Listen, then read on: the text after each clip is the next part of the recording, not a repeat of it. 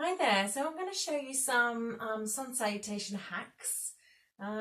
It's really nice to practice sun salutations. It's a really nice way of moving with the breath and warming up the body. And there are various times when we have things that prevent us from following the flow well, and it's a shame if we can't do it. So I'm going to show you a few little hacks based on the Shivananda sun salutation. Just things that maybe throughout your life, as you get little bits that are aching, like backache or shoulder problems or wrist problems and arthritis or knee problems, you'll be able to just adapt and adjust and continue a flowing practice. So the sun salutation for the Shivananda series starts on your feet, and you're near to the front of the mat, and you can have your feet hip distance apart. So that's the main thing, is to be able to adapt this position, to have a nice curve in the lower back and to have the feet under the hips rather than together. That gives you much more balance and stability. So if you're having a wobbly day, or if you've got any problems with your sacroiliac joint, then you want to have your feet underneath your hips. And we bring the hands into prayer position, and that's the first position, and we exhale there.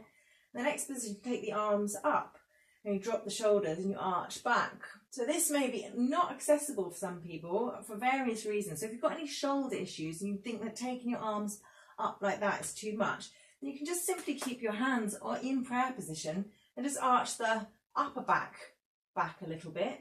Alternatively, if that feels unstable for the lower back, you can have your hands on your hips, draw the thumbs towards each other at the back of you, squeeze your elbows together and just lengthen the front body like that.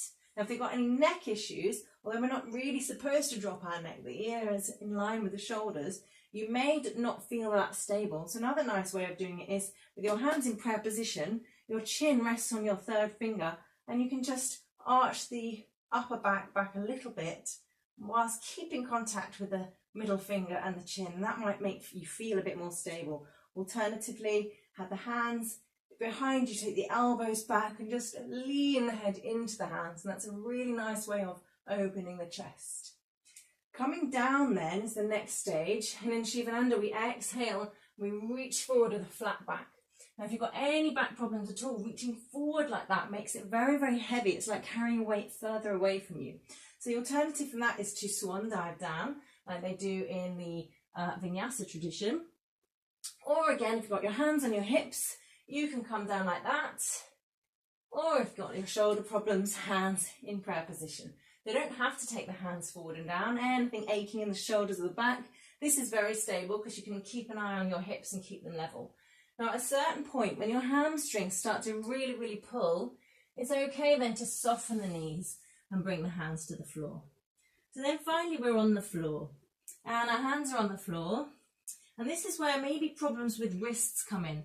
So I keep the fingers spidered at this point and take the right leg back. And then we drop the knee down.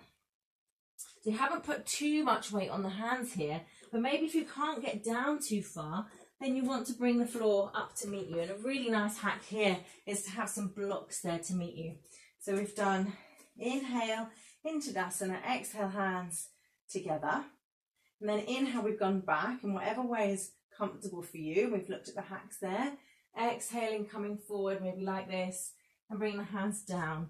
And then it just means that you've got the floor a little bit higher. You can still have the knees soft, or with a bit of height, you might be able to press the legs straight and work into the back of the legs a little bit more, whatever feels good.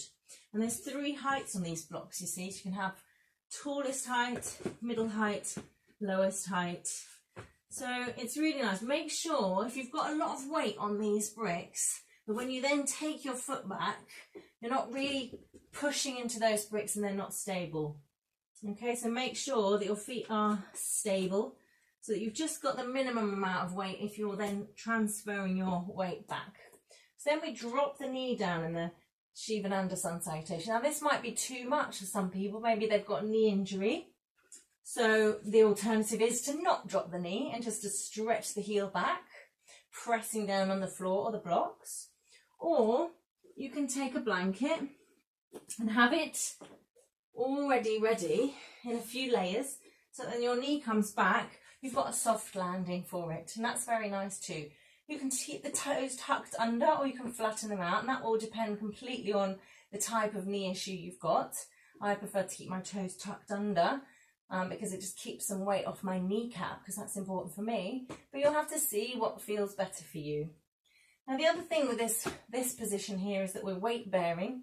So although with the blocks or with the spider finger, you're taking the angle out of that pressing down. So the problem is with arthritis in the wrists, then we don't want a really strong angle. So keeping the fingers spider fingered, like cupcakes, really helps. Also using blocks really helps, because you're just taking the angle away by wrapping the fingers around. What we can also use is a wedge. Now people like to have a wedge here where the heel of the hand is lifted a little bit and the fingers are down. So that works quite well, especially if you're weight bearing. You can also roll up your mat in front of you if you haven't got things to hand, and make a wedge as you go along. So as you get down, you might just want to roll up the mat, and that can really make your wrists feel better.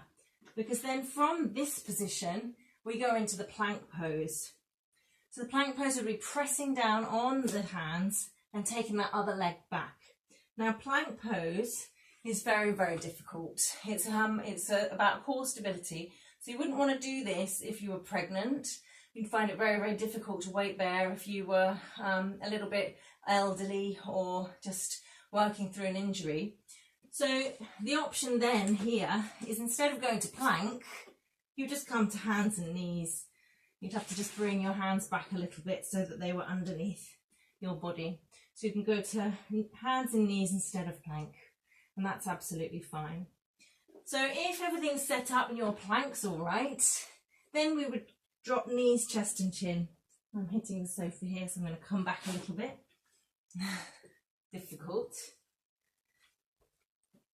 So you'd come down from plank, dropping the knees, so we've got our blanket, chest and chin to the floor. And here you'd land your chest on your little lift, which is also very comfortable, because people find it very difficult to bring the chest all the way down to the floor. Now if this just eludes you, and you can never seem to come down knees, chest and chin, then just allow yourself to softly lower down bit by bit, and you'll gently build up strength. So then you're on the floor and you just press into the feet and raise the head, neck and chest up, and then you're ready to tuck toes and come into downward facing dog.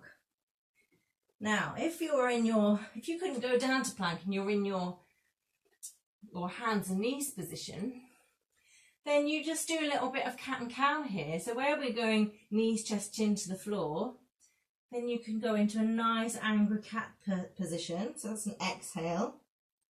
And then when we're doing cobra and you're coming up into a upper back bend, inhaling, you can do a nice cow.